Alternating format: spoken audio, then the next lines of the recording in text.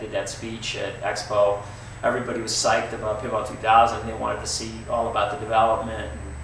You know, when I made my speech, I had a lot of friends in high places that had pretty much told me, I think the writing's on the wall for you guys. I think that Neil has reached the conclusion that he's going to shut down pinball. And so I thought, okay, how do I play this? I gotta, you know, I have to make a presentation on this thing, which was, I think, an engineering feat. But I had this nagging feeling that the baby was going to be stillborn.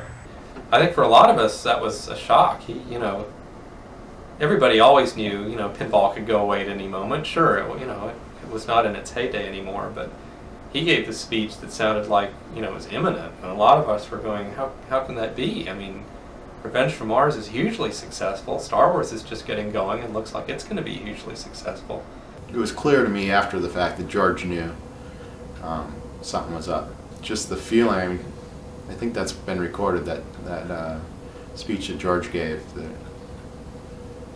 I think that's probably pretty indicative of what everyone felt. You know, he was choked up and everyone's choked up.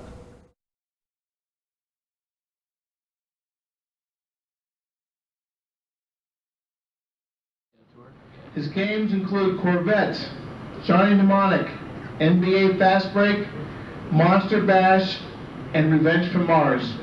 It's our pleasure to introduce as a first-time speaker, head speaker at the Expo, George Gomez. George?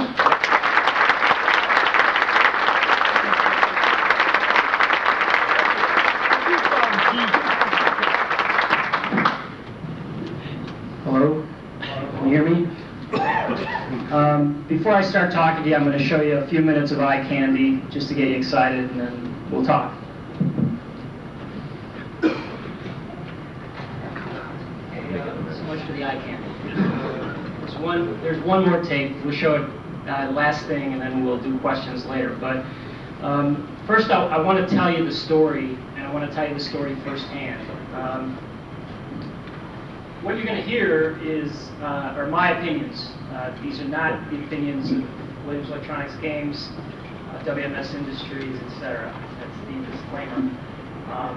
Doesn't mean I'm pissed. It doesn't mean that you can't. You know, you can ask me how many games we make, because you know if I try answering that question, there's a WMS Ninja Strike Team that rappels in from the ceiling and takes me out. So, you know, black ninja suits with WMS on the back. Female ninja assassins. If I stand here, can you hear me? Yep. Do I have to be here? Is this good? Okay. You know, in order to really understand where you are at any given point in time, I truly believe that you need to fully realize where you've been. And I think that's really key to everything that we do. Does anybody remember a bad 80s movie called Brainstorm? In this movie, for those who haven't seen it, there's a device with these really cool transducers. It's a helmet, you put it on, and it records your brain waves, and it manages to interpret them such that once I get them on this Brainstorm tape or whatever, you can wear the helmet and you can feel everything I've felt, everything I've seen. It feels like you're living my experience. And I really wish that technology was true, because right now I would make you all put on the helmets and feel what I've felt over the last 2 years. It's really important. I hope that you feel a piece of my story, because the thing about the tale of Pinball 2000 is that it is about passion.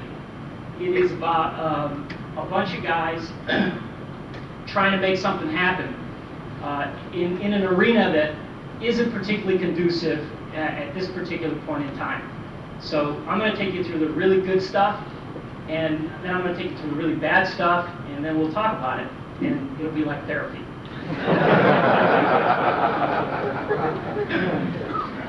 So now I want to say a word about one of the most powerful cultures in the history of pinball.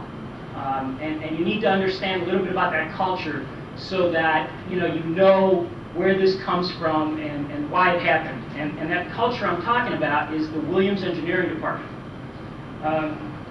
1,000 years from now, when an archaeologist digs over at 3401 North California Avenue, besides all the toxic waste from the 1930s transformer production, what they're going to find is they're going to find the clan of pinball. And in this clan, there is all of the things that make up this living, breathing organism made up of all these different guys. I've been really fortunate to have worked in some of the most challenging creative environments in the world, I think. I worked at Marvin Glass & Associates, a premier designer and inventor of toys, inventing toys, and that was a highly challenging creative environment. In order to sell 3 items a year, I had to invent 52 things, and I had to take those 52 things to prototype and show them to toy companies. That was a challenging creative environment. Williams Electronics Games has, in some ways, raised the bar beyond that. It has been more challenging to work there as a designer, even than it was for me to work at Marvin Glass inventing toys.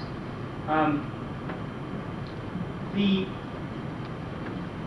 reason I went to Williams initially was not what you might think. I did not go there with this dying need to design pinball machines. I went there not necessarily with a love of the game. I went there to challenge myself because I looked at the toys I was designing and I said, I get an LED and a 9-volt and a little Mabuchi motor, and I've got to make this thing cost $14.95 at Toys R Us.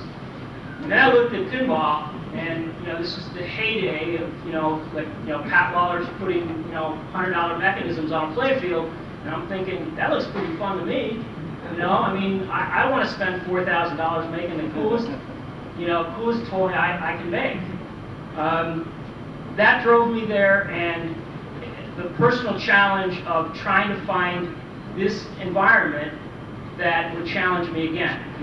Every 6 years I get bored and I do something else. I worked at Midway in the early 80s on video games. I did pixel graphics, 1 pixel at a time. And I designed these really cool controls and worked on games, and I got bored with that and I moved on. Williams, to me, was this place where, the lore of, Steve Ritchie, guys that could design 15,000 pinball machines for a title and essentially live life completely. 15,000 machines, no big deal. Do it every time up. This was challenging. I wanted to see if I could swim with the sharks. And that's what drove me there. Now, once I got in there and I started working on pinball, pinball kind of saturated me and became a part of me, I think the way that it is a part of you. And it's something that's taken me by surprise. I really did not expect that. I expected it to be another cool design job, and I thought that I was going to get my jollies by playing with, cool toys and cool tools, and this company was going to, make me a star. At Williams Electronics, spiritual leaders walk the halls. We're talking about passionate men with insane visions and bulletproof demeanors that insist that they're right. You have never seen grown men screaming and yelling at the top of their lungs in the hallway fighting over a multi-ball rule. You would think that we were talking about nuclear proliferation with the amount of passion that goes into the product that we make. The nuance, of the return off the right ball guide, to the right flipper on that loop shot. Is it too high on the flipper? These discussions are endless. They consume us. You're talking about the most brutal critics in pinball. They make you guys look easy. And the reason I say that is because the guys inside Williams that design pinball machines not only criticize you, but they know what the answer is to the problem. You guys criticize me, but sometimes you don't know what the answer is. There is such pride in this engineering department that we have never once reverse engineered the competition's product. We have never brought in a machine to find out what made it tick. And I have to tell you that Ferrari reverse engineers Lamborghini's product. But there is an element of pride that says the competition is down the hall, not down the street. So this is a flavor for this culture, this environment. You know, at night, John Popadiuk says that the ghosts of the great designers walk the halls. And when you're in your office at 2 o'clock in the morning, all day long you were sure that ball guide was in the right place. And for some ungodknown reason, you know, at 3 o'clock in the morning you decided to move it a 16th of an inch. That's, I think, the inspiration of those guys. I hope. It was this passionate group that was repeatedly challenged to step up and try to fix the business of pinball. Management said we need to make it profitable. The world has changed. No one wants what you guys are doing. You're boring everybody. Invent something new. We just cannot continue to repeat ourselves. We have put umpteen million heads on the playfield. We have created layer upon layer of ramps. We have convoluted rule sets. We have video modes. We have all this stuff, and guess what? It's not making a difference. All we're doing is just rehashing ourselves. And management says this has got to stop. You have got to come up with something, or we're done, because we just can't exist inside of this economic model. Our company's a business. You've heard that in this forum a lot, and that business has to make sense. Make it fun. That was the criteria. And, you know, make it fun, they said, and they will come. I have been doing leisure entertainment product for 20 years now. And I have to tell you, the other day I played Revenge from Mars in sort of a mental preparation for this, and I spent an hour on the game, and I came away thinking, this is fun. This product is fun. It's entertaining me. I drained my third ball, and my bonus got me the extra ball. I was jazzed. I mean, you can't plan on that, but I was jazzed. It was fun. I'm not so sure that it's enough to make it fun anymore. And this is a personal thing, and it's one of those things that's discussed constantly. Because I think I made a fun game, and we haven't set the world on fire. But more about that later. Management's call to action on this was first answered by John Popadiuk with his version of Pinball 2000. His version of Pinball 2000 had a 27-inch monitor mounted in the back of the back box where the trans-light typically is. And I have to tell you that engineering as a whole believed in this and followed this vision for about 6 months.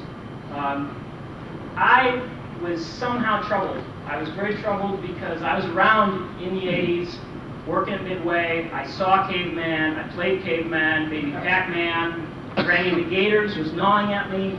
These things were bothering me. The lack of interactivity was making me feel like, you know, we really need to put the video someplace where we can do something with it. But we went in this direction, and I'll tell you, this business of interacting with the ball and the video was troublesome because there wasn't an easy way to do it.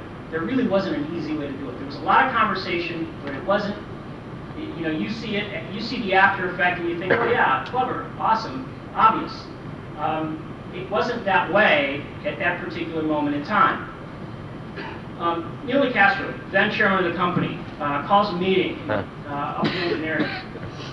And at this meeting, basically the key elements of game design, the designers and the programmers, maybe a few other people. Larry's running the meeting. He wants to know what's going on with Pinball 2000. I mean, we're spending their money. Every day that goes on is a day that, you know, we're essentially spending their money. During the course of this meeting, Larry reports on progress. Yeah, Neil, we're doing this, that, and the other thing. Neil says, who here does not believe this is the best direction that we need to be taking? This is the direction that we need to be following. And, 3 hands went up. And, there's a silence. And, the 3 hands, Mark Wayna, Pat Lawler, George Gomez, absolute known troublemakers.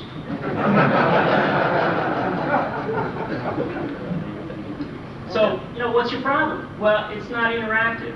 We're playing up there, we're playing down here, we're playing up there. We're already doing that with the dot matrix. This is not going to set anybody on fire.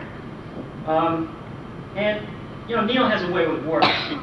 He says, well, boys, this is the direction the company's going in, and basically there are 3 choices. And those choices are, you jump on the bandwagon and you help these guys out as best you can and follow this vision of the company. You invent something better, or you get the hell out, because it's that simple. There is no room for dissension at this point in time. We have to be together. We have to make this work. At the time, I was dating this woman in Boston, and the day of the meeting, we were going to San Francisco for one of those girlfriend romantic weekend things. She sets it up, and you just go, yeah, no problem. I'll meet you at the airport, catch a plane. The meeting's at 1 o'clock. I got a 3 o'clock flight out, and I call her and say, I might have to meet you in San Francisco because this is not looking good. It was a terrible weekend.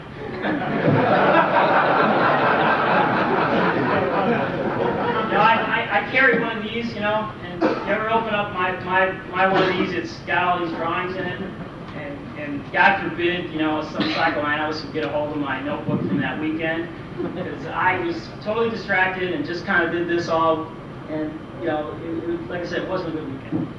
So I come back, and Pat comes to see me, and he says, that meeting was about gauging our commitment to this product. And I don't think he walked away feeling real warm and fuzzy about this. I think, we're in danger. We have lived under this danger for a while now in engineering, but every time it gets really close, it's very scary. They're going to yank the plug, okay? They're going to yank the plug. We start talking about trying to make this video interactive, and we decide that we have experience with this mirror technology from the 80s. In the 80s, video games could not afford the massive amounts of memory that you have in video games today.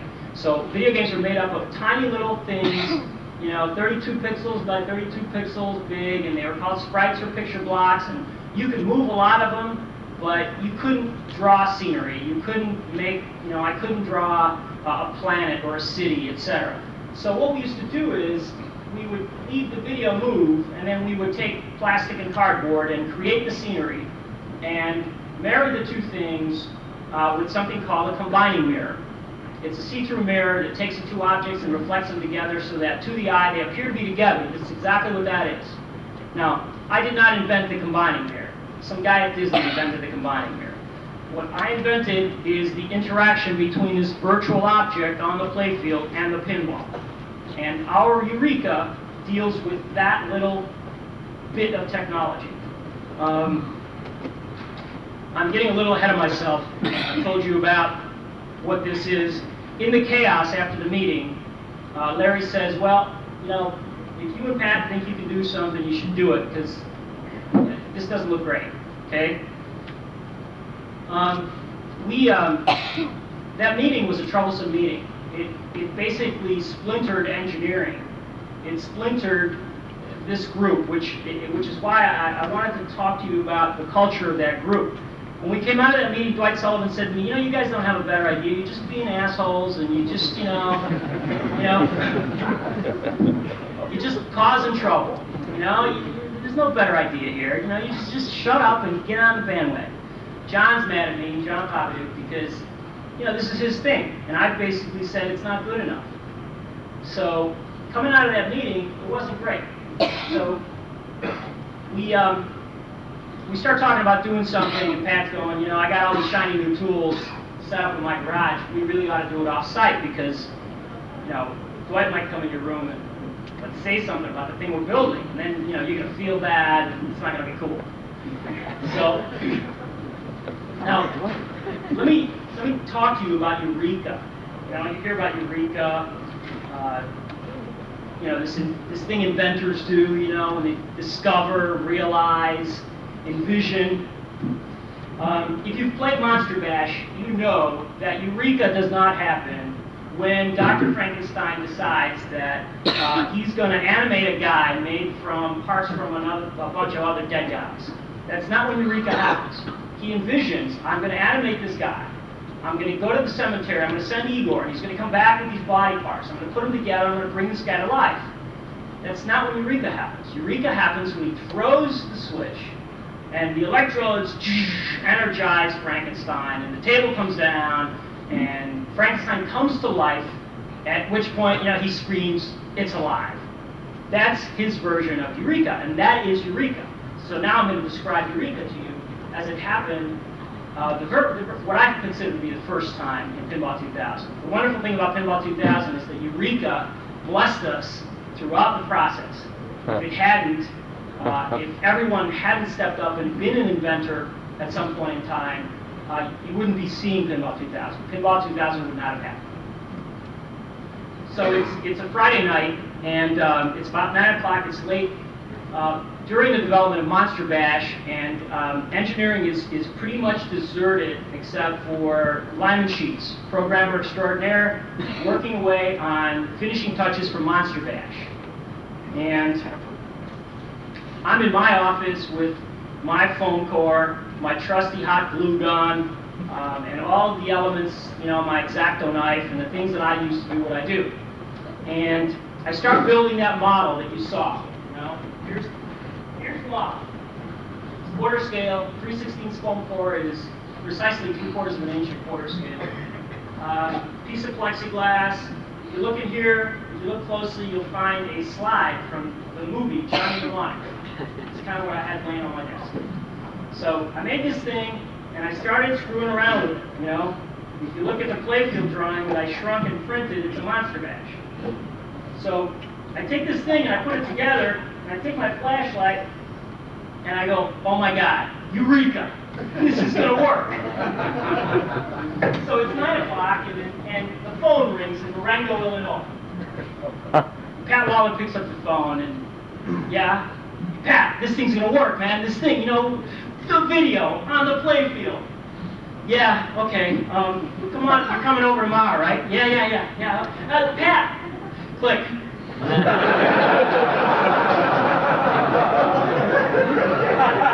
I go running down the hallway to see Mr. Sheets, and I say, Lyman, look at this, our future.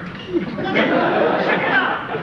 Lyman looks up, and he goes, look at the board. Will you look at the board? Look at the board, look at that display. He's working on Monster Bash. And, you know, to Lyman, getting rid of the bog in the dot matrix display is what separates the men from the boys stars programmers. Okay? So he starts, you know, it's about IRQ, blah, blah, blah. And Lyman, look, it's our future. You know, look at this display. Nobody wants to listen. Okay. Following day, off to Marengo. That looks way out there. I mean, I don't know what you know about Marengo. I don't know what you know about the local geography, but it's out there. And the only cool thing is I've got this brand new M3, and these roads are deserted. And it became a ritual that the very first time, this thing was about a month old, and I got it up to 130 miles an hour before I ran out of nerves, and then tool into Pat's garage. You know? And this became my adrenaline rush. I'm out of here at the end of every day at Pat's during this time. It was great fun. Clears the head. So we're in this garage, and in this garage, you know, we're talking about Williams, and we're talking about pinball, and we're cutting wood, and we're putting that thing together, that hollow pin thing. We took an old bottom, and we, basically started building all this stuff. And what we did is we did monitor weightlifting. There's a 19-inch monitor in there left over from when I used to try to develop 80s video games. And that's the reason there's an Amiga hooked to it. In the 80s, there was a period of my life in which I was trying to pitch game ideas. And I was running around to anybody who would listen to me saying, you know, look, this is a great game idea. And, you know, more often than not, they just kind of blew me off. But I had this trusty Amiga with an old D-Paint program. I had a bunch of images from games I tried to pitch, that big blue robot that you saw in the videotape. I was trying to fire it up for you today, but the Amiga was as cantankerous today as it was when we were working on it in the garage. So we built that thing, and I mean, we did monitor weightlifting, you know? Hold the monitor up, Pat, what do you think? You know? Oh, yeah, that's it, sure. You know, okay, quick, get a pencil. You know? That's how that thing came about. I mean, it came about using this, and then, you know, we didn't make any drawings, we just kind of measured this. And, you know, I'm measuring, and Pat's sawing, you know, table saw's cooking. The place is a mess, there's sawdust all over. Patricia, Pat's wife, is bringing out food. And we did this for about 3 weeks, mostly at nights and weekends, because I was still working on Monster Bash, and Mr. Sheets didn't want, you know, his vision was, yeah, the Pinball 2000. He said, yeah, whatever, dude, that's nonsense. So during that time, you know, he just was engrossed in Monster Bash, as he's wont to do, and so we built this thing, we brought it in, and basically everybody was jazzed. You know, everybody, we brought in this conference room, crowd of people, everybody from engineering, everybody's like, wow, look at the ideas about what to do with it start just pouring out. I mean, everybody in the room's got something to say about it. This is the shifting gears that sends us in this direction. John's a little upset. He's got, you know, 6 months in the game. He's got a play field. He's got video. He's got things happening. But eventually, John comes around. And one of the very first things that happens once we get going on this project is that John's team actually brings up the very first true interactive video image on a playfield that reacts to a pinball. Cameron Silver programs this thing. It looks like a TIE fighter because even back then their theme was Star Wars, and it's an old TIE fighter because they haven't gotten any material on the new movie yet. So this TIE fighter hovers around and drops to the center of the playfield and kind of hangs around there, and you hit it with the ball and boom, it explodes. And man, that was another eureka. And we're all walking in there going, wow, look at that, that's cool, it's gonna do what we said. So the whole process is full of these things. And these are the things that made it. These are the things that made it all happen. During that time, one of the problems was that when it was determined that Star Wars was so far out, management decided that's too far. You guys have to do something before that. So what they wanted was they didn't want to change the schedule, even though we essentially had abandoned the platform and picked up a new platform and started in that direction. They did not want to change the schedule. They wanted the old schedule to fit the new design. So John's team gets relegated to second game, and they begin searching for volunteers for first game. And, you know, Lyman wasn't real happy. When I went in and said, you know, Lyman, we really ought to do this. And he is still up to his ears in Phantom Flip, you know? And would not let that die. So,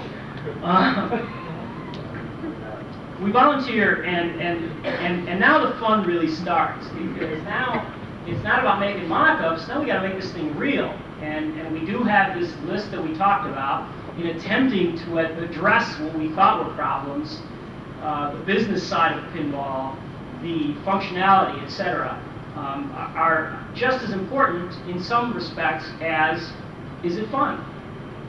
They are equally vital to the process. So we begin this process with, you know, Larry running these weekly meetings in which all of the problems that were currently pending were addressed. You know, what are we going to do about this? The Germans want a handguard that is accessible to location, but you know, the guy at the location can't have access to the money. All these different problems began, and slowly but surely, ideas emerged from the collective 45, 50 people that we had working on this thing to solve every problem. It was an environment unlike any I've ever worked in, because literally we invented new things every week.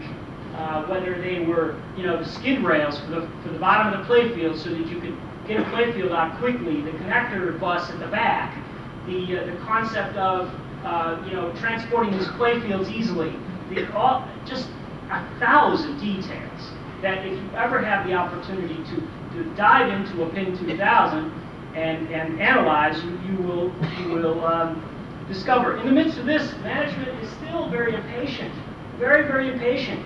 Show and tells constantly, disruptive, absolutely harassing show and tells.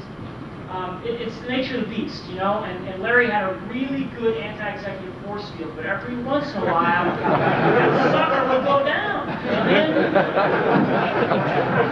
mean? Boys are in shit. So, you know, there's a chapter, when I write the book on Pinball 2000, you know, which is going to read some, you know, the title, I can see it, is going to say, Pinball 2000, you know, the game designer's view, or some such. There's going to be a chapter called Inventors All. And Inventors All really talks about those thousands of inventions that happened in the nick of time, miraculously, to make this thing work. I mean, I could talk to you for hours about each and every one of those things that happen miraculously, but I can't. So we go to London. We haven't tested games yet. We are so buggy. You know, this thing is, it's unstable at best.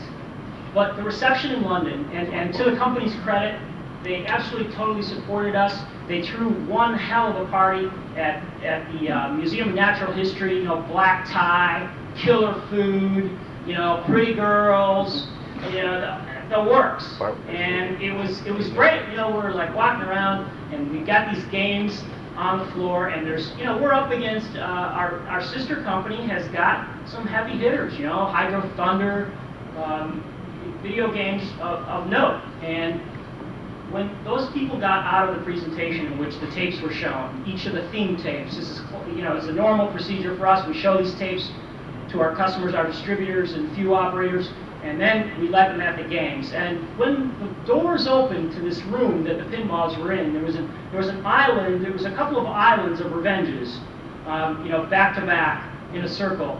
They were mobbed, and you know, there's photographs and videotape of this, and it was an amazing thing. You know, it was an amazing thing that this hunger for a product that did something, and at that particular point in time, that was the product. London came and went, games went on test. The coolest thing about the internet this time around was I really enjoyed all the messages that people send in. It was really exciting to go to work every day, 15, 20 messages. You know, this is so cool, I can't believe this, my favorite of all time. You know, someday I'll have the Pinball 2000 thing framed, and, you know, right underneath it's going to say, the guy who sent me the message, and maybe he's in this room, all it said was, "You've blown my fucking mind." Whoever you are, you made my day. That's all. You know, one little sentence. I had to deal with the guys who were criticizing it and hadn't seen it yet, too. You know, that never ceases to amaze me. And I was telling Larry, I said, geez, you know, this website thing was a big mistake. You know, I got all these guys going to the website, and all of a sudden I got a critique like the guy played it for an hour, and he hasn't seen it yet. So, anyway, I just want to talk briefly about, you know, production. Production was was, again, one of those problematic things that, you know, startup, and if you got one of the early games, you know, you probably didn't get a perfect game. You have to understand that one of the challenges of doing this game was that everything was going on concurrently. And typically that's not the case. What I mean by that is you've got an operating system that the game runs on being written at the same time that the game is being written. And you've got a cabinet, mechanical platform going together at the same time that I'm designing playfields. We don't know, you know, yesterday the playfield was 46 inches long, today the playfield's 43 inches long. You know, the cabinet's doing this, and I have to say I drove some of those things, and we'll talk about why. But all of these things are happening concurrently. We have new artists. We've never designed a video game in pinball, and we have new artists with new tools, and these guys are teaching themselves 3D video art overnight. I had this guy built because Marty the Martian, because it was going to take the video boys a month to draw this, and so what I did is I hired, you know, one of our trusty sculptors, and I told him, I said, I'm going to make Marty the Martian. I want him to be like this. And he goes, what are you going to do with it? I said, oh, you know, I'm making a trophy, because I mean I didn't want him to know what we were doing. We took this guy. And you know, he's an outside vendor, by the way. So we took this guy and we scanned him. We sent him to a house that digitizes three-dimensional objects. We scanned him and we brought him back into Lightwave, the program that we use to draw our video art now. And then we worked from there. Now today, we can draw this. We can draw this in probably a day and a half. We can draw this color, texture, the whole shebang. It takes another week to animate it. But we can do this. We couldn't at the time, so we were moving. Everything is going on. If you come up and you get a chance to look at some of the drawings, you'll notice that the tops of the back the back boxes are called test fixture number 1 and test fixture number 2. In an effort to maintain security about what we were doing, because we were so excited about it, we used 2 cabinet vendors. We sent the tops to one guy, and we called them test fixtures. We sent the bottoms to the other guy. Now, the guy looks at the bottom, he knows what that is, right? He said, look, it looks like a pinball machine. It might be 3 inches shorter, but it looks like a pinball machine. But you never know what test fixture number 1 is. So,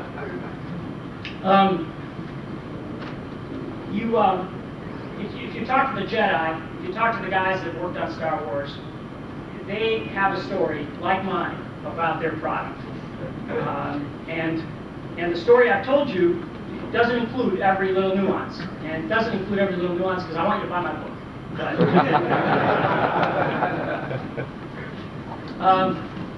You want a happy ending, don't you? You want a happy ending. You know, our heroes struggling to overcome incredible odds succeed. I get the girl, right off into the sunset. I designed Pin 2000 with all my heart and all my skill. But these are dark times for us. Remember, these are my opinions. This is not an official statement from anyone at WMS. These are my opinions. My spider sense is tingling. My spider sense has been on fire for the last month. Pinball will survive. I'm here to tell you that. I fear that our company may have lost the ability to make it make economic sense. And if that's the case, being that it's a business, they might choose not to be in the pinball business anymore.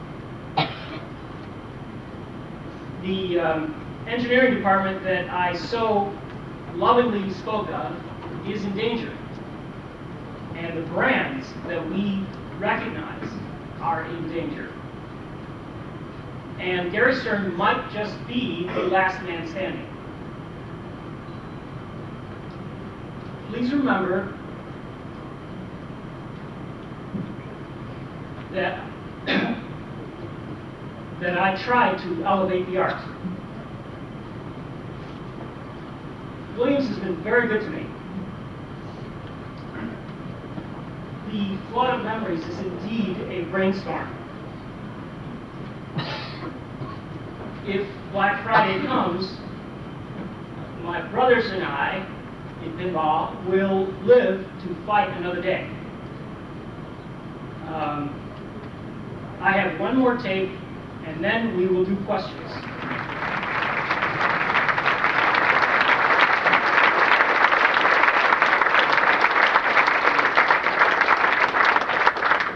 All right, fire away. Are the videos available for sale? I don't think so.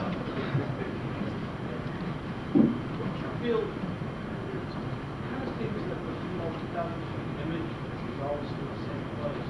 That it's created a design, a playfield design problem for you guys. You know, right now it's not a big issue because it's fresh, but as you move further down the line, you kind of limited the design. Yeah. How are you going to handle it? You know what? You've only begun to see what we can do with Pinball 2000, and to me that's what's sad. If Pinball 2000 goes away and doesn't make it, we think of the first dot matrix game that you saw, and think of the things that we didn't do in that first game. You know, I wasn't even around for that, but I mean the things that they didn't do, and then think of what a dot matrix game is like, was like at the state of the art, you know, Monster Bash. In terms of that, that particular genre. So I guess what I'm telling you is you've seen two games that were built under duress. I mean, they were built in a very short period of time, under a lot of stress to get something done and get it kind of working and let's go. If you look at, I've seen Pat's game. Pat's game is number 3. Pat Lawler and Louis Koziarz have a game going that really departs from what John did, it departs from what I did. The video's in the same place, but they've chosen to, I mean, their targets are essentially look like video targets that are absolutely integrated into the three-dimensional architecture of the playfield. So something sitting there looks like it's, you know, it's, I mean, they've worked the ramp into it, everything, it's a different approach. And that is the approach that, you know, that Pat and I talked about a long time ago, and he's doing it. There's a lot more, he's had a lot more time to pay attention to lighting. The things that you've complained about in the first 2 games are things that I think can be improved substantially. We don't think of it as a limitation. Yes, if all you've seen are the first 2 games, you're going to feel that way. There's no doubt about it. And you know, I guess, you know, forgive us. It's you know, we didn't get it perfect. I'd just like to add something to what George said. If you look at the accomplishment, you're looking at an endeavor that was accomplished in the same time frame that we used to design conventional pinball. Now, conventional pinball, every designer has a history of games before him that he can draw off of. This is totally fresh. What was accomplished by this first team is just something that's remarkable. And it should be obvious to everybody in this room that the content is just so much more. The amount of creative juices is just so much more of what went into any game prior to that. And yet the amount of time that was allowed was the same. So the accomplishment for that team was just unbelievable. Sir. After RFM came out, there was reports on the internet about how the pinball division finally turned a profit for the first time in a long time. We did. Can you comment on the management's opinion of the potential that would seem to bring? Yeah, I think you know, it's public, so I probably can tell you, you know, that we made $1 million the quarter that we sold RFM, and if you make $1 million every quarter with pinball, you know, I think we'd be in the game. I think that some of it has to do with the fact that our inconsistency, if you will, affects us, and also the amount of money that it takes to develop a pinball machine as opposed to all of the other things that you could do with the money, given the return. I mean, that's as much of an answer as I can give you. Don't get me wrong. You know, Williams has been just a wonderful, tremendous place. And this company has allowed me to walk in with a harebrained scheme like this and turn it into a product. So, don't for 1 minute. It's a business, and they have to make business decisions. And I'm a designer, and I have to design stuff. And, maybe it's pinball. It's been toys, it's been pinball, it's been video games, it's been whatever. But we do what we got to do,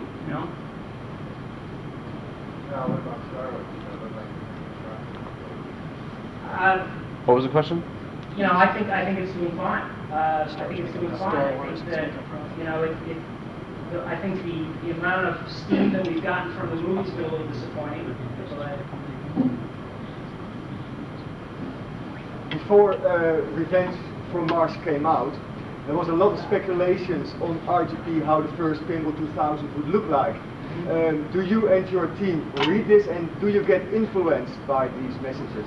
Well, actually, I guess you could say that. We do read it, and it really amused us.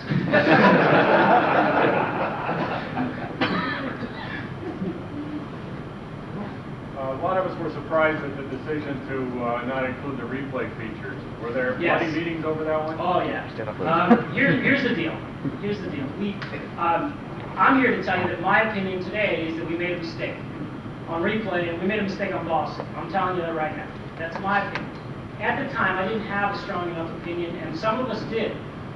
It's an opportune time to change the play mechanic when you're introducing a new platform. So if you're ever going to screw around with that kind of stuff, that's the time to do it. I think that we weren't, I guess I was a little surprised at the backlash. We were trying to balance. You've got this new thing, and it's very compelling. It's cool just in itself. And we're trying to balance that against, we need to make it make money. And so maybe it's cool enough that if you take this away, it's not going to make a difference. There's a lot of, the replay thing has been talked about for so many years. I know Roger's opinion very well. You can talk to Roger, and he'll tell you, look at Steve Epstein's operation, New York. Operated for years without replay, successfully, best location in the country, no replay. I know Larry felt very strong about the replay situation. He drove that, and it's something that, like all of pinball, it's discussed and discussed and discussed, and sometimes we take a shot, and we got to do that. We have to try stuff. My personal feeling is you got to have it in. I got such a backlash on it that I would say, and I did it twice.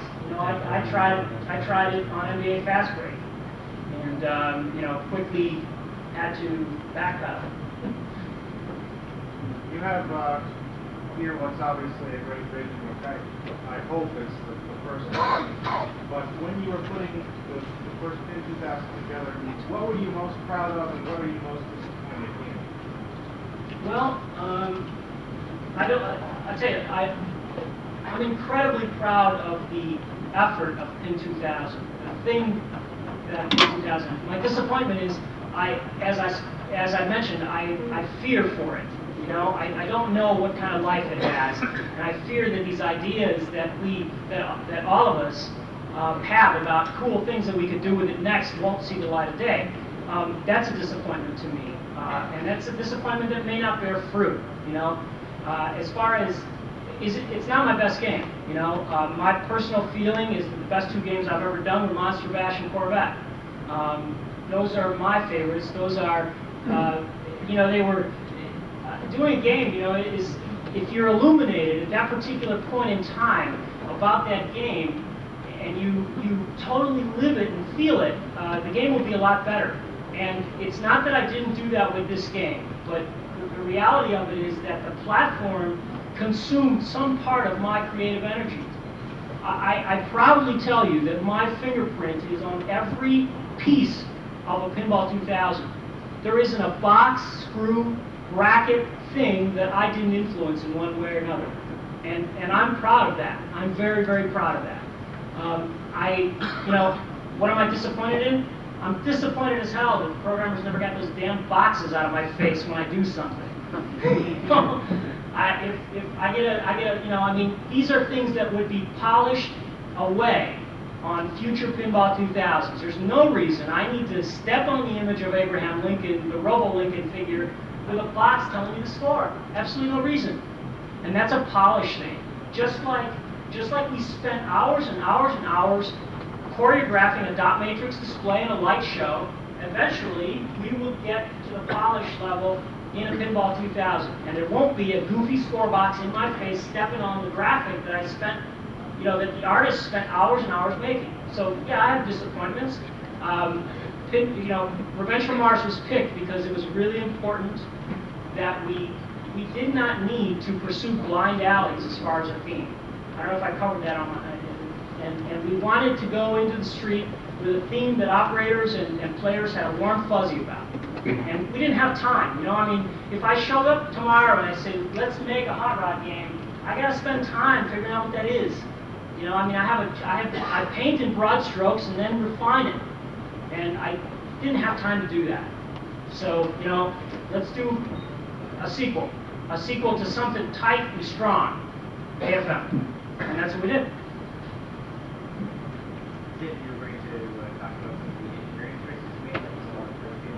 Yeah, just because it's something that's talked about all the time. In an attempt to make the game make sense, the business side is important, and every dollar means something. And we have somewhere in here there's a drawing, and I brought it specifically for that reason, of the nested cabinet panels. You know, you got a 4x8 sheet of plywood. And if I can get all four sides of the game, top and bottom, out of that sheet of plywood, I save a substantial amount of money. So we did that. In order to do that, and the problem with that is that in doing so, the only way I could make all that stuff fit was to go to a 43-inch playfield. And it didn't scare me because I remember High Speed and Black Knight, and I said, oh, they're 42, you know? Yeah, we're used to these 46 inchers, and they're nice. But, so I'm going to go 43. It's the most I can stuff in the thing. And still try to make the cabinet make sense monetarily. We fought the cost thing every inch of the way. And I'm not real sure that, you know, I mean, I promise you that given more time, it would cost even less. But, you know, you do what you can inside of what you have. In the Pinball Journal issue that came out that was dedicated to Pinball 2000, there was a mention about collapsible legs that were possibly considered. Can you talk about that and what problem that was going to solve? Yeah, I think in one of these, when you sit down and brainstorm, you brainstorm and you think of all these cool things that you could do. What if I didn't have to unscrew the legs? What if I just, you know, flip the lever and snap the leg up, and you know, the leg protects the bottom of the cabinet, and etc. So yeah, I mean, I wish I could show you the list. There's some cool stuff in there. You know, maybe 10 years from now we're still making them. We can do that. One of the selling points of the Pinball 2000 is the huge ones are going to be kiddable. Yeah. Is that going to happen still? Listen, I don't know if we're going to have it still. Yeah, I would say it's in the works. There's 500, I think, Star Wars kits or something being sent to Germany as we speak. Got a bar in Amsterdam that you get about $300 or $400 a week out of Revenge from Mars. Really? It's basically a culture of pinball addicts. We bring good people into the fold just by being around it so much. But I don't feel a sense of sort of pop culture faction like that leap forward where non-pinball players are talking about, where you're seeing movies and choice movie stars that are taking it in their causes. But there's some sort of faction or pop culture side of it to take it to that next level. It'll come. Well, obviously, one of the reasons to do Pinball 2000 the way that we did it was to try to attract a new player. I'm not sure that we've done that yet. And I do believe that I don't want something that burns bright and hot, and burns out. I don't think it's unnatural for a product to take some time to take. And I have nothing. I I've nothing against mechanical action pinball. And my brothers, across town have modeled what we used to do. I was a big proponent of we need a high price line and we need a low price line. I don't want to leave any money on the table. I want to compete in that business too. But that's not my choice to make, So I think that if it takes, it's not going to be because I ran ads. Maybe $10 million of advertising helped me, but I think that it has to happen because people are really standing in front of it, having fun and liking it. And if you've been to the arcades, the problem that we face is a universal coin-op problem. It's not just a pinball problem. Our brothers across the street at Midway, their arcade stuff isn't doing any better than our arcade stuff. They have this wonderful cushion called Sega and Nintendo. They sell their product. They make way more money selling a CD-ROM with Hydro Thunder on it than they do making a $4,000 standalone Hydro Thunder. And they make way more money. I wish we had that.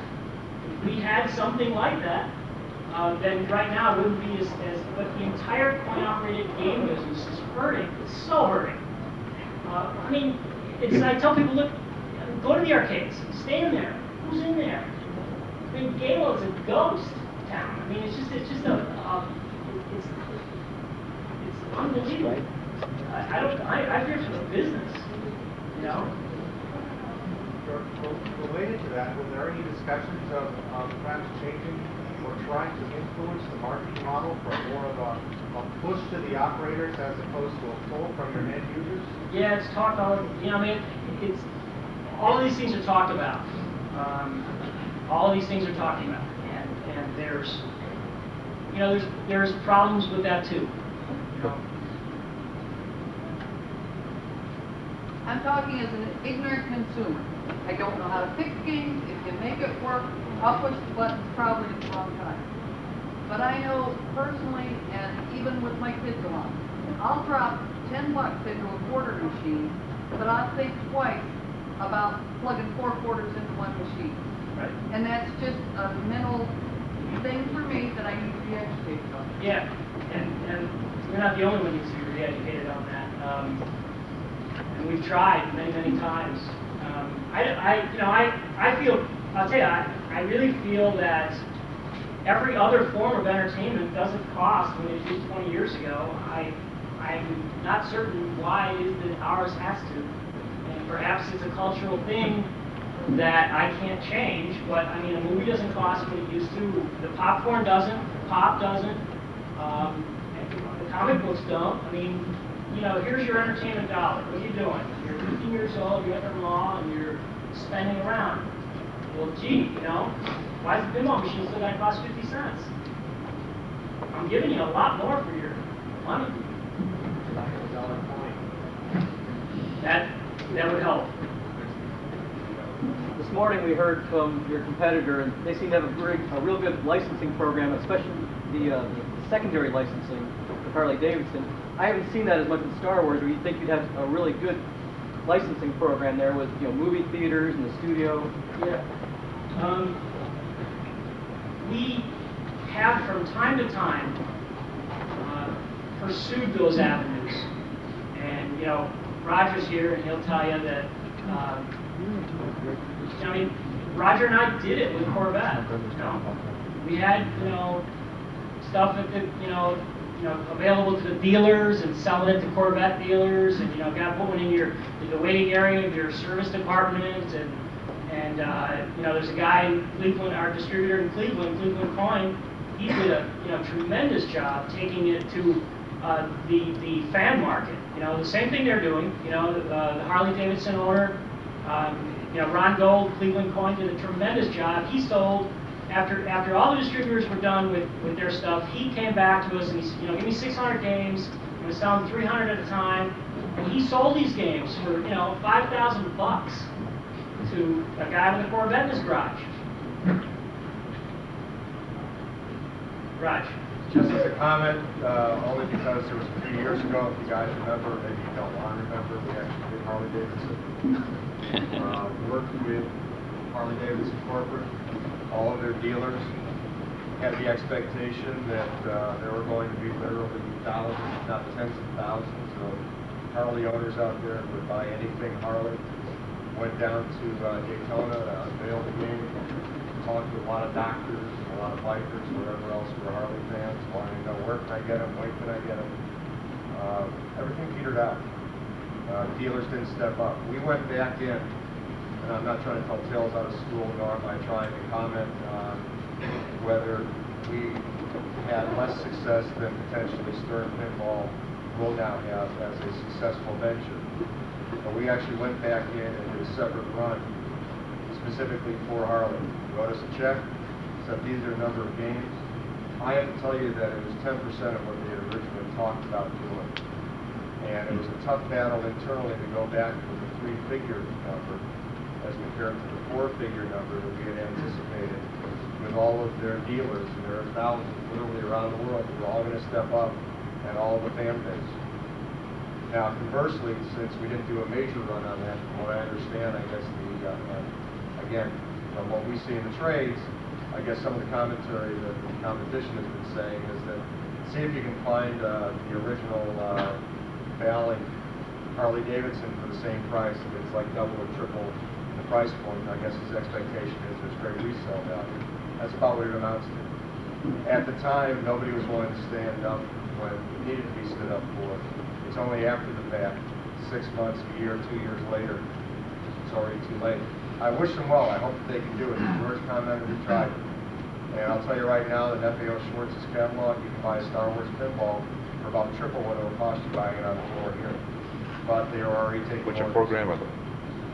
Well, and that's part of the marketing model problem, because if you look back at Corvette or Harley Davidson, you're having Corvette or Harley Davidson dealers that know nothing about pinball trying to sell pinball. You have normal pulling out distributors that in most cases don't want to deal with both the home market or the collector market, okay? There's not a good retail push. I mean, FAO Schwartz, okay, fine, yeah, there are going to be a lot of people who will spend $6,000 for a pinball, but if you can find a better way to sell them for $4,000, That would be $8,000 for a pinball.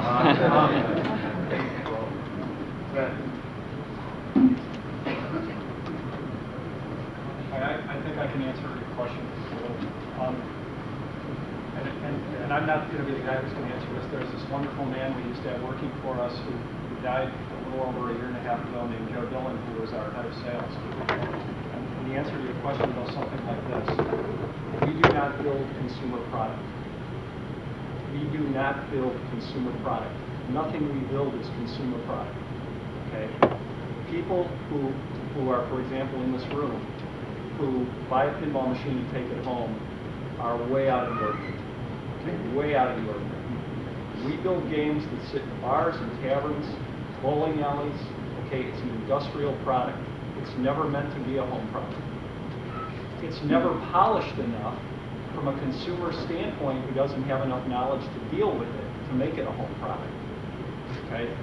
The economic model of what we do is based on, we're a manufacturer, we're General Motors, and we sell to distribution, which are General Motors dealers, our distributors, okay, who then take that product and move it through the system. And the reason for that is very simple. Okay, it's a very simple reason. As a manufacturer, we need to know that we're good to go to order 2,000 sets of parts before we start building something. Okay? And we need to know that we've got people all around the world that are going to take that economic burden off of us. That's our distribution.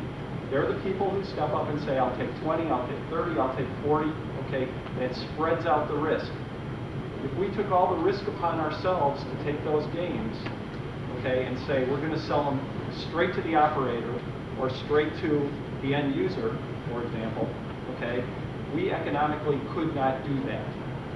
If you multiply the amount of parts it takes, we have a 5-week lead time. George will tell you better than anybody on a game. It's 5 to 6 week lead time to get parts. And it costs a lot of money to set up an assembly line with tooling and parts to build these things. We can't, we can't overnight decide that tomorrow we're building something else, So, somebody, am I supposed to be out here now? Somebody who's... Nothing's next. Rob. Rob's already buying equipment. Yeah. The auction's at 5:30. I heard Rob's buying us all a beer.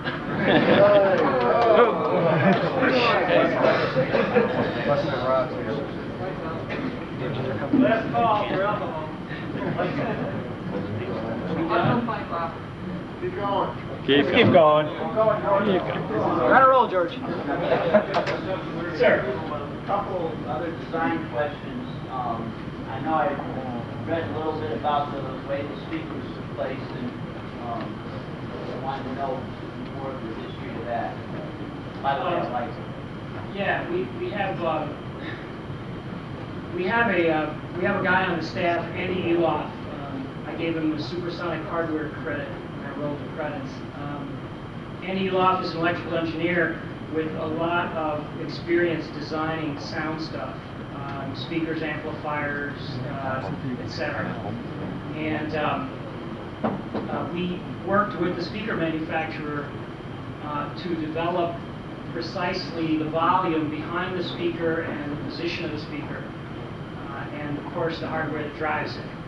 So all of that stuff was not, it wasn't a, put it where you can fit it kind of thing. And that's why they are where they are. I'm sure some of your competitors probably buy your products and then reverse engineering, take some of the good ideas and incorporate it in their machines.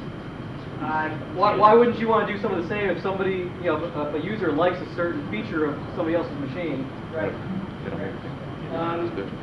I guess maybe we're too proud. I don't know. I don't know. Maybe it doesn't mean that we don't play their games. It just means that we have a certain standard, and we try to design to it.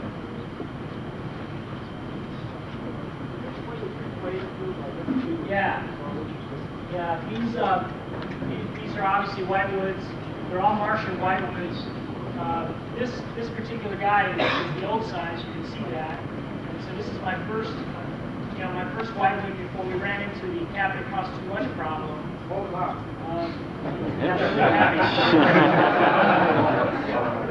So they'll be around all weekend, and you can check them out. You'll notice an elevator that we didn't end up using, a ball elevator, and I can't tell you what I was going to do with the ball elevator, because that will trigger the Ninja Strike Team. You will notice the elevator. Then I went over here next. This is the first of the short whitewoods. And you'll notice some differences, the wire ramps, which I really like a lot, and of course cost too much. And so you'll also notice the little catcher. The catcher grew to humongous proportions because it never failed. I percentage the whitewood, I get every shot in the thing.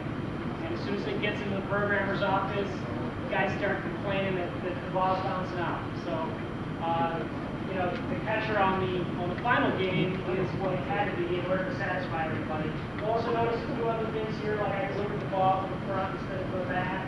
You'll notice that off the catcher, I didn't go into the jets like I do in the final game. I go into the ramp. And I believe Keith Johnson suggested, why don't you throw the jets?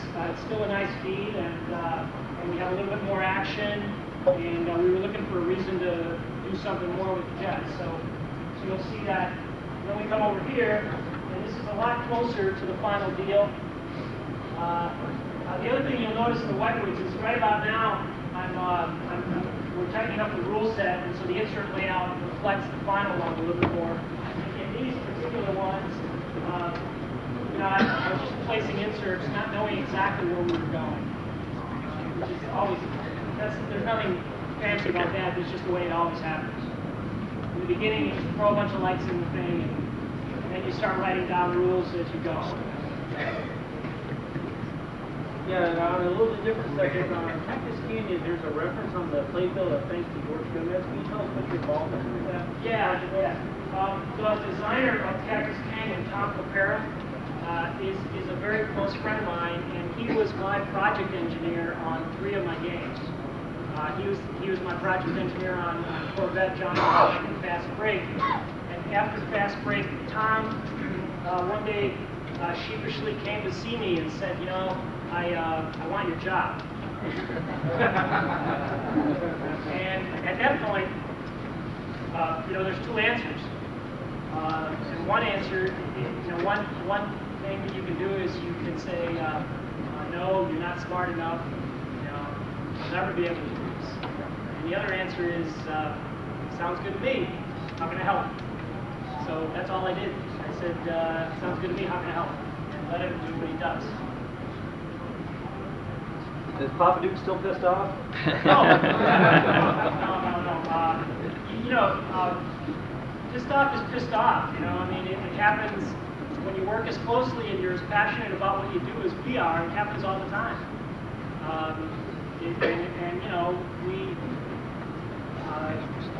coexist and we're fine. And John and I are friends.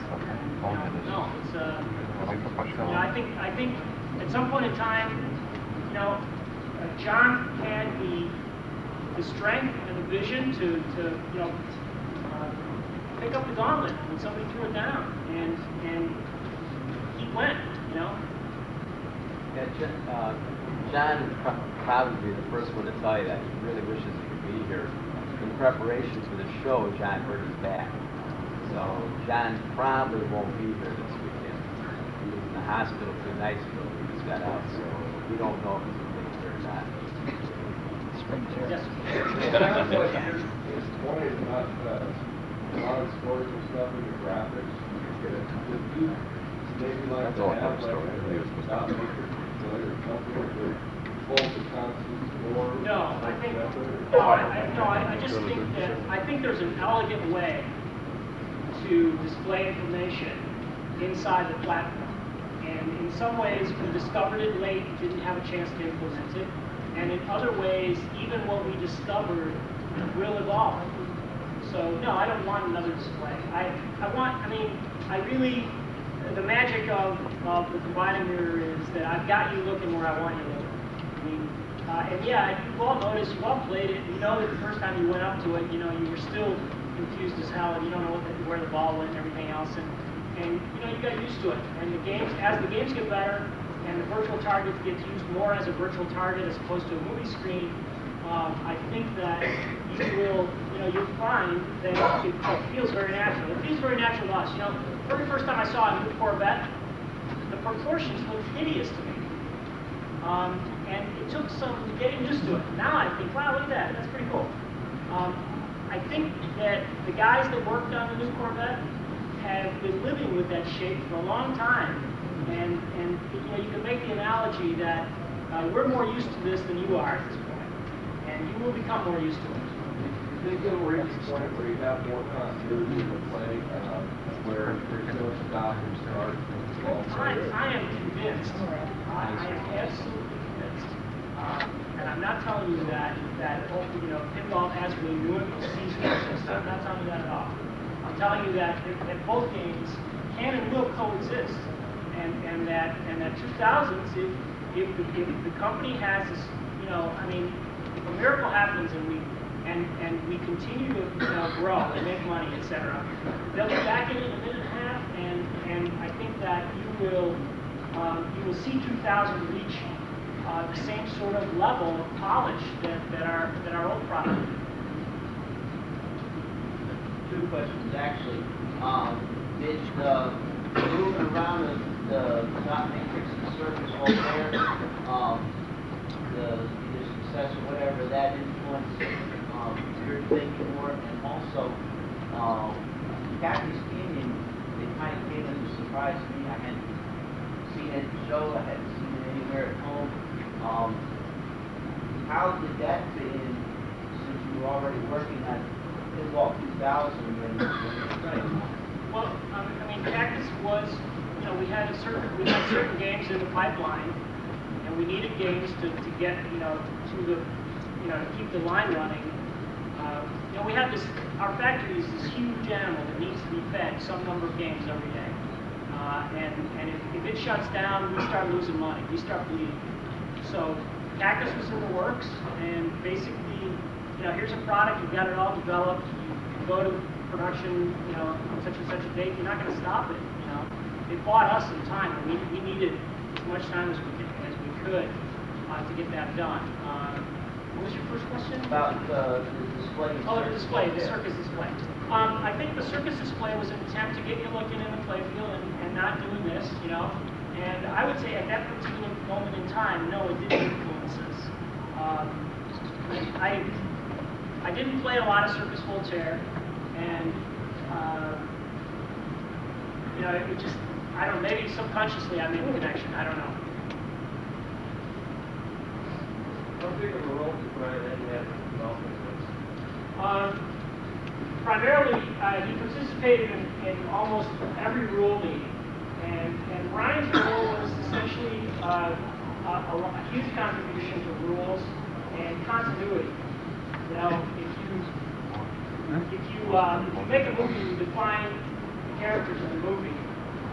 No one knows those characters better than you do, and so there were things that, you know, related to the world of the Martians that were determined, were best determined by Brian, because he created that world originally. And so, you know, my situation when we first took off on this project, it was a touchy one. Brian and I are friends, and we talked about it, and I said, listen, I'm going to put my ego aside here, because we've got to get this thing done. And we think that this is a valid theme, and we would love for you to contribute, but I'm the game designer, so, you know, I get veto power. But I'm on board, and if we can work with those rules, and he did, and you know, we had a few arguments about, I'm trying to think, I wanted weapons, he didn't want weapons, you know. The Martians, the definition of everything Martian, you know, was consulted and driven by Brian.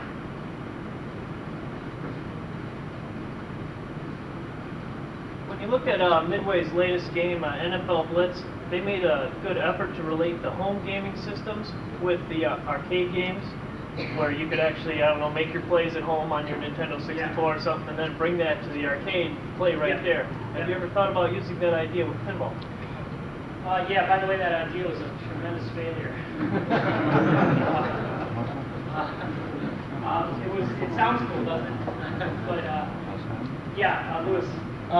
What you're seeing outside with the Pinball 2000 tournament system, with Tom and Lyman slaving away behind those laptops, it's kind of a test bed for some technology that we're working on to that degree. And like George says, if we're around, you'll see some of this stuff surface in the future. We have some great ideas for it. We just need some time to develop it. And thankfully, Expo is coming at a great time when we can actually test some of this stuff out software-wise. What you can't really see what we're working on, but some stuff is coming. Well, you could say it was ninjas. Well, since I can't find Rob or Mike, I'm about to do this. Thank you, George. That was